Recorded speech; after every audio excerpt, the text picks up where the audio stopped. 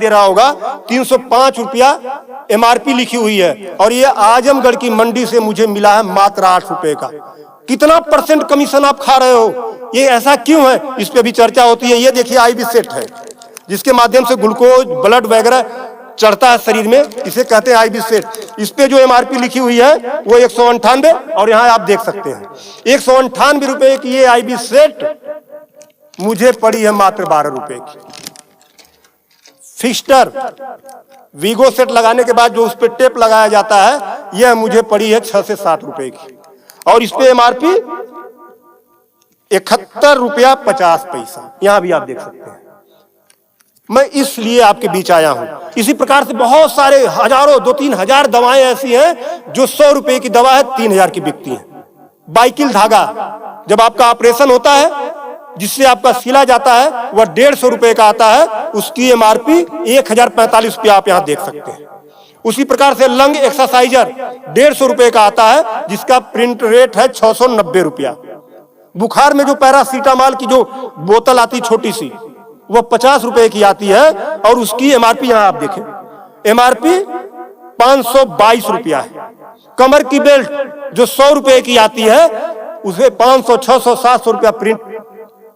और तो और जब किसी की हड्डी टूटती है तो जो राड पड़ता है, राड अधिकतम रेट राड का 500 से लेके 1500 रुपया तक, अलग अलग वैरायटी है, 500 से 15 तक, लेकिन आपको 5000 से 20,000 रुपया 25,000 रुपया चार्ज किया जाता है।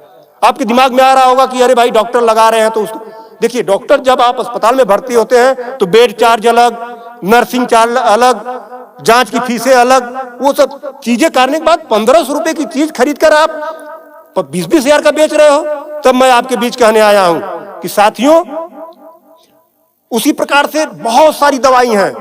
100 रुपए की दवा, एक दवा मैं देखा, ला नहीं पाया उसको, 100 रुपए की दवा, उसकी MRP 2000 रुपया लिखी हुई थी।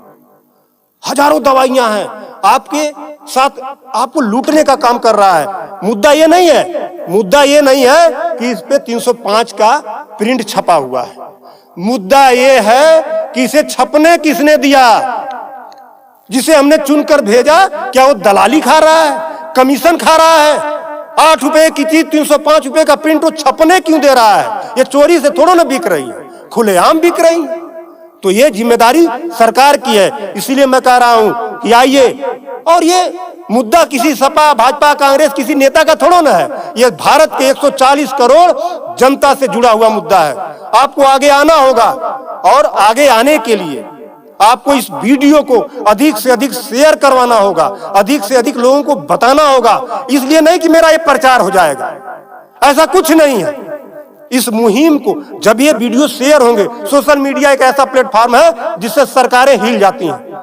आज मैं इस चीज को लेकर आया हूं, ये जनता से जुड़ा हुआ मुद्दा है। जब आप मेरी इस बात को, जनता की इस आवाज को अपने इलेक्ट्रॉनिक गैजेट्स के माध्यम से आगे बढ़ाने का काम करेंगे, निश्चित रूप से सरकारें डरेंगी। और मैं तो कहता हूं, सरकारों को जनता से डरना चाहिए, जनता को सरकारों से नहीं डरना चाहिए।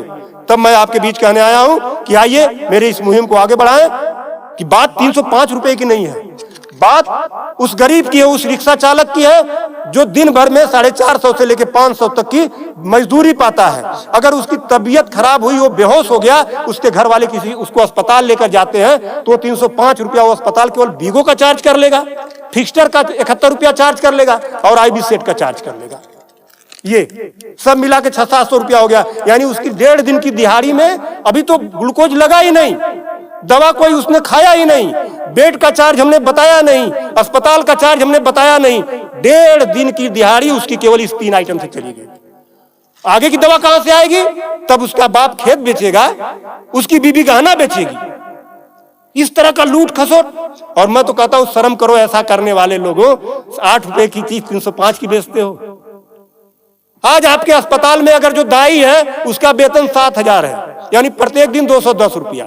अगर उसकी तबीयत खराब हुई, वो आप ही के अस्पताल में भर्ती होती है, तो उसकी 3 दिन की दिहाड़ी केवल इन 3 चीजों की लग जाती है। कुछ तो शर्म करो, कुछ तो सोचो। स्वास्थ्य, शिक्षा, सेवा का क्षेत्र है, लेकिन आपने इसे लूट का अड्डा बना दिया है। सरकारों के मिली भगत से ऐसा हो रहा है। तो मेरा निवेदन है आप लोगों से कि इस वीडियो को अधिक से अधिक शेयर करें ताकि